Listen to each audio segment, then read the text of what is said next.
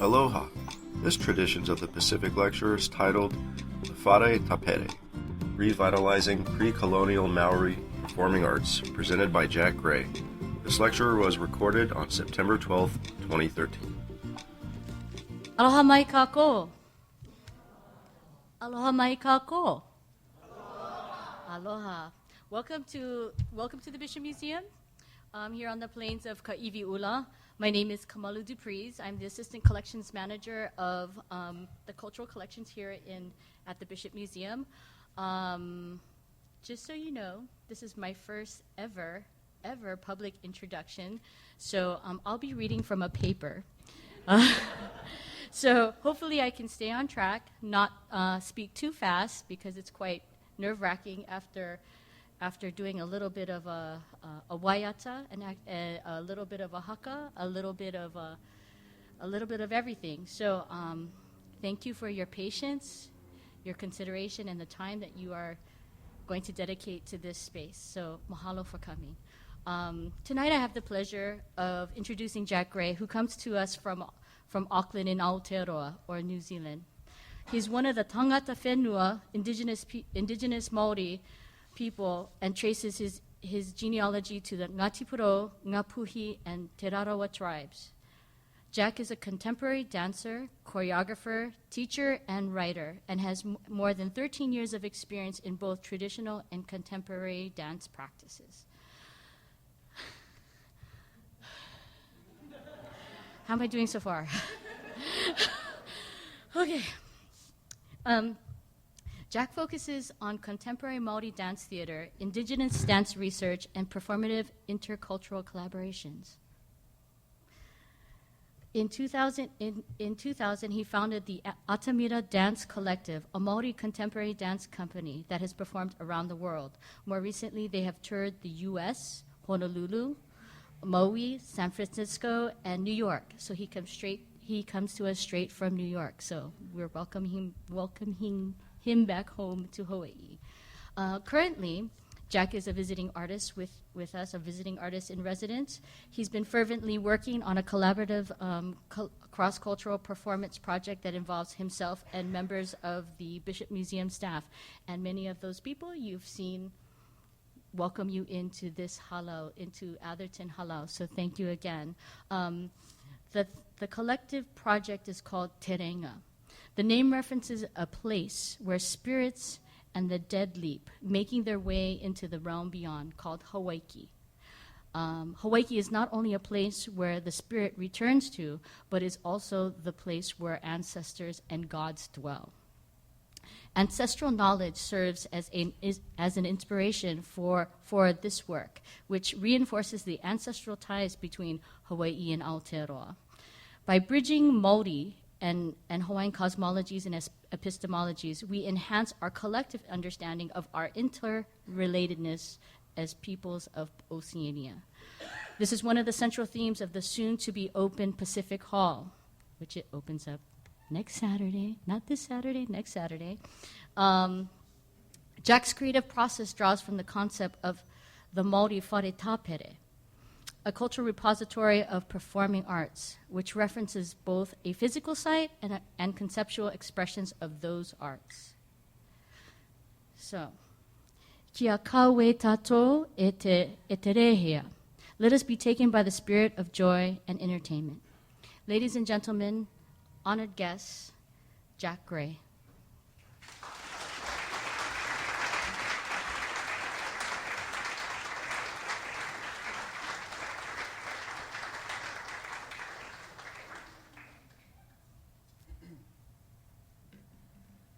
Kia ora tātou, aloha. Just want to acknowledge, first of all, Kamalu for having this brilliant idea of bringing me over. And she's crazy. We met each other a year ago at Queen Liliuokalani's celebration. And she was pounding some kapa on the ground, and my friend Kai introduced me to her. And as soon as she heard the word Aotearoa, she leapt up off the ground, jumped on me, straddled me, and started speaking Māori to me. And I'm like, who is this woman? And And from that moment, I knew that we would be the type of people that would get on really well. I'm a choreographer and a dancer. I'm also probably coming more into a realm of cultural facilitation that is kind of unusual in the realm of performing arts, particularly in a genre that has to be creative in its own. Oh, thank you. Oh, sorry. Yeah. In a realm, in a realm that, by its nature, has to draw on things that hold the value of our traditional knowledge and seek.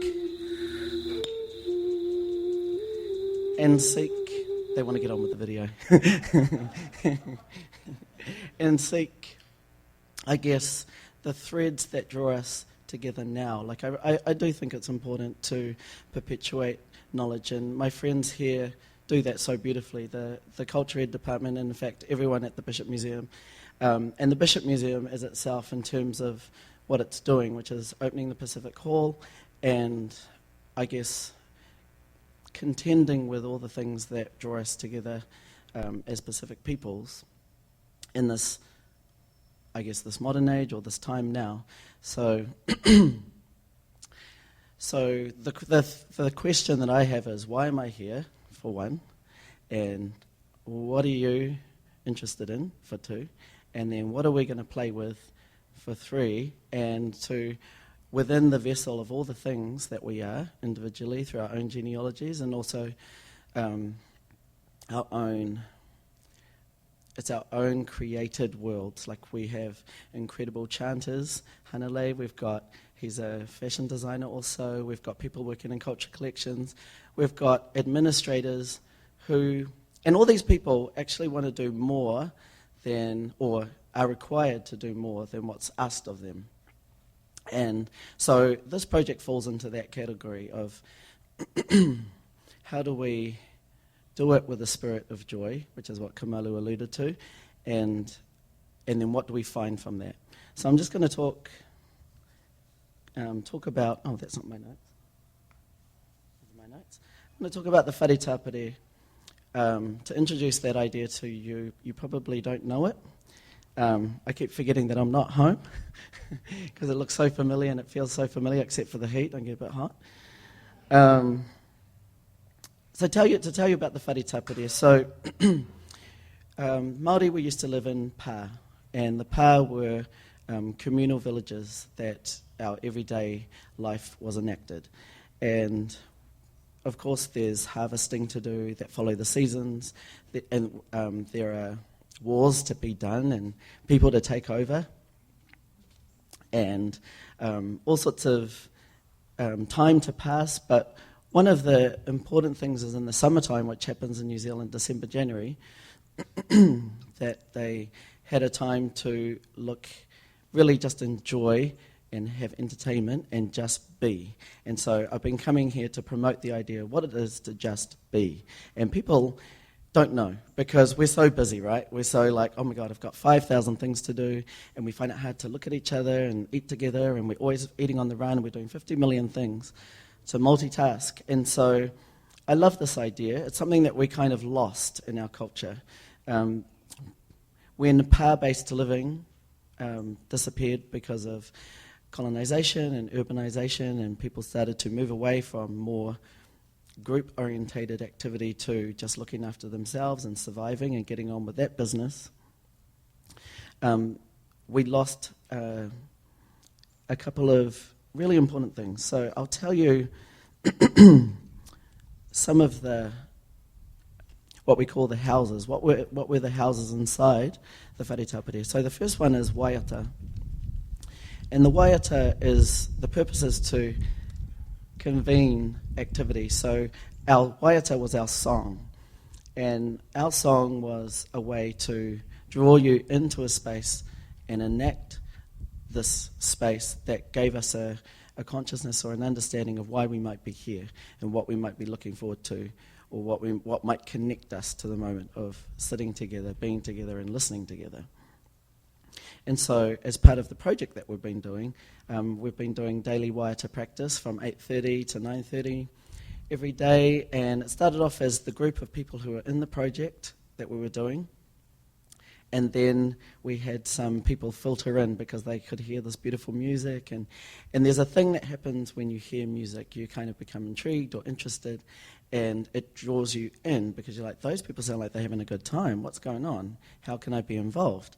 And so all of the things that we've tried to do has not been enclosed or away from the community. It's to be out so that the community can participate if they want to, and they can listen to it and hear it, which were some of our values that we were doing. Another part is ngā kōrero, so that's traditional storytelling. And we've got a lot of knowledge within the group as well. And we've been enjoying, actually, we look at those songs, and then because it's all in te reo Māori. Thank you, Kamali. We're in te reo Māori, and I often ask them, I'm like, what does this mean in your language? And we have these hilarious conversations where we discover that they're actually really similar, and it's just a little twist, and then we're like, we know what you're talking about. Or we might talk about the worldview or perspective or different deity that do feature in the Hawaiian Hall. And that's been my opportunity to go around and look at those stories. What are those stories? And then what are the contemporary stories today of the people who actually live now and can tell me, I go down to the lo'i and I go do this, and my grandma has the best mango and blah, blah, blah. But I think these stories are stories, and they're cultural stories, and we make a distinction sometime between what's sacred and what's everyday, but I think for me it's all of it. Our nourishment and our beingness is sacred, and that is the thing. We also sit around in circles a lot to alleviate stress, which is sometimes it's really nice to have a talk and to go, actually, this sucks, and I want to talk about that for a second. And often people try and solve people's problems, but it's good to just hear it, because you hear these stories, and these stories are all recorded anyway within the oratory traditions, and then we're like, actually, there's a deity that dealt with that thing. And then then it takes you away from yourself, and you become into this zone of listening. Another one is ngā haka. So put your hands up if you know what the haka is. Yay. Awesome. Cool. So you probably expect it to be maybe something similar to what we did, something aggressive, something fearsome. Have people heard of the All Blacks? Yeah, the All Black rugby team. Yeah, they're cool, yeah. World champion rugby players, yes. So one of the things of the Whare Tapere and the research that was put around this was that haka actually just means dance. Like hula, I'm assuming, means dance. Is that correct? Yes. And one of the beauties is that we have tended to focus on one deity, particularly Tūmataonga, who is the god of war and people. And so that's the fearsome aggression that you often see, and maybe you've experienced a little bit of that. But the innovation behind the Whare Tapere is that they were saying that we actually did the dances of the other deity as well. We did dances of peace, we did dances of love. And it looked a little bit like the hula, but we'd forgotten what that was. Maybe in a reclamation of our sovereignty and our land and our discussion about colonization back home, we went, well, we ain't going to do the dance of love to get our land back, so we're just going to go get them. And that's my little theory anyway, but, there's a thing that happens. So coming to I was going to say Aotearoa, coming to Hawaii, aloha obviously is a really strong permeating cultural identity and a thing that we associate with Hawaii. But for me to come here and to embody it and feel it and experience it has been really life-changing. It's been it's like watering this cactus. I'm like, oh, yes, yes. And then I turn into a little hibiscus or something. So much better, smells nicer. I like it. But I guess the thing that we're trying to do in the Whare Tapere research is to try and bring about the dance of light, and that we've had our time with all of that stuff. And it's a time of change. It's a time of getting with yourself. It's a time of actually opening out so that we're not segregating, that we're not blaming, that we're not dealing with all that, what we call take, that's like that heavy stuff. So we can get back to the business of enjoying each other's humanity and enjoy that compassion. And maybe you guys know that, so it's been a learning for me and something that I want to experience. We've got 3 more things that are involved in the Whare Tapere. One is ngā taonga puoro, which is traditional Māori music. There's many, many types of what these are. They're all made from natural implements.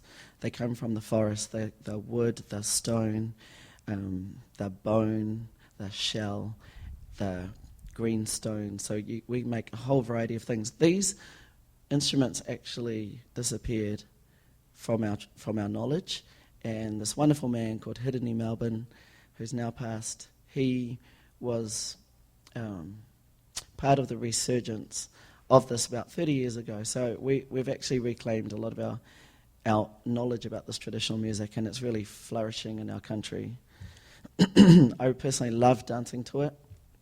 I hate rhythm, which is really weird for a dancer, because I like to dance my own dance, and I don't like to be dictated to or dominated. And I think part of that is actually being in tune with what's coming. Like, if you look at this plant, the idea is that we get inspiration from that, and that the quality of that and the way it's moving, it's not moving rhythmically. Well, it has a rhythm, but it's arrhythmic. And so when you walk into a forest, who's walked into a forest lately, actually? Who's walked into a forest? Yay, that's good. So when you walk into a forest, it's punctuated by birds, by hopefully not helicopters, but mostly sometimes helicopters. Yeah.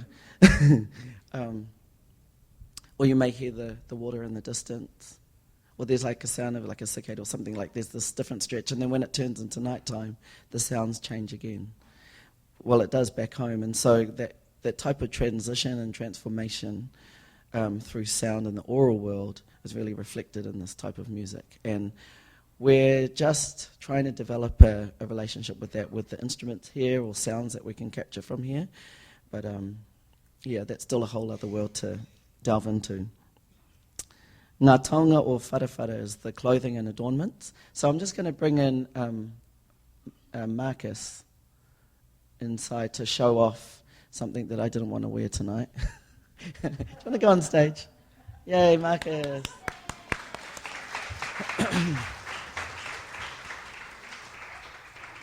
So these outfits were created for me by some weavers who were involved in the project of the Whare Tapere back in Aotearoa.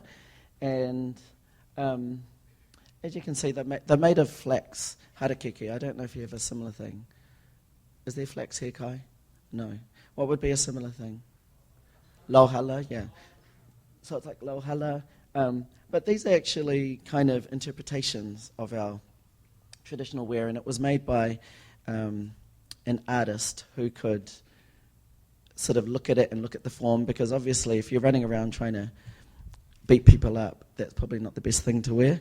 But in terms of creating image and shape and form and symbolic sort of suggestion, we utilize these forms. So they're pretty fun. And see, this actually is meant to be kind of, can you show them how it's supposed to be? Yeah, it's supposed to be like that, and he's not meant to be wearing his pariu. And I did bring some underwear for him, but he didn't want to wear it. So we made a compromise, but I think it looks really cool. Awesome. Kia ora, bro. He's put on some mud from the lo'i, I'm hoping, yeah. And he had that idea himself, but actually that's what we do. You'll see in the documentary that I'm going to show, the place that we created this, to create the Whare Tapere, they actually have this amazing blue clay. And I've never seen blue clay before, but you put it on and it changes colour to like a grey. But there's this feeling, which is one of the things we're trying to accomplish, is this feeling of being able to transcend yourself, so that you put on this thing from the earth and then you become the earth and you become this energy and that lovely flapping plant. Awesome. Thank you.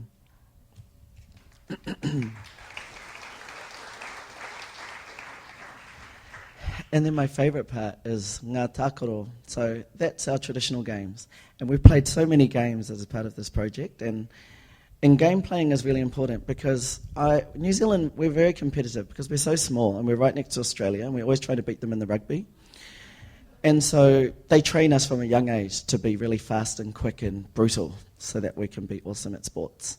And so you learn that in order to play the game, you have to be really crafty and kind of tricky and use all of that thing against other people. But these were actually things that we did to learn how to prepare for war or how to have those quick intuition to be able to deflect and move. And these come into our performances as well. So we've been playing these games, and it was really funny because they're all so nice, and they don't want to actually get out or make another person feel bad. So everyone tries to like be really sweet about throwing the ball, and I'm like, smash them, throw it in her face. And then there was this awesome day when I threw the ball in Lokal's face, and then after that she's like, right, and then she won the game after that, and I'm like, yeah, my Māoriness is rubbing off. Woo, I love it. Yeah, anyway, so these are some of the aspects of the Whare Tapere. I should acknowledge Charles Royal, whose idea this is. It comes from his doctoral thesis from 1998, where he, I can't look at words, where he actually looked at fragments because it was lost, but there were some oral traditions that had fragments of stories. And from those stories, he went, okay, so these are some ideas that hopefully can be a platform for what we're going to do. And I think what was, again, great about it is that sometimes you can be scared to mess with your culture because you're like, well, that's difficult or that's complex or who am I to do that? And I've experienced that being here in Hawaii, the sensibility around culture and heritage and maintaining things and preserving and legacy. And so then I'm like, okay, so how do we do that, but also be creative and make things that have that resonance? So what I'm going to do is I'm going to show you an awesome documentary, and we're very lucky because the maker of it, Kiwana, Duncan, is actually here tonight. Give him a little clap. He's over there in the back. The very handsome Māori man. And we just bumped into each other in a bar in Honolulu. And I was like, yes, come to the talk. So I'm really glad about that. So welcome, Ihoa. Thank you for your beautiful work. And you guys will get to experience a little bit of what it is back home for us to go through this process. Kia ora. Mahalo for listening. If you have any questions or comments on this or other online audio programs, please visit us online at www.bishopmuseum.org. If you like us on Facebook, you'll be alerted when new programs are available. Ahui ho from the Bishop Museum.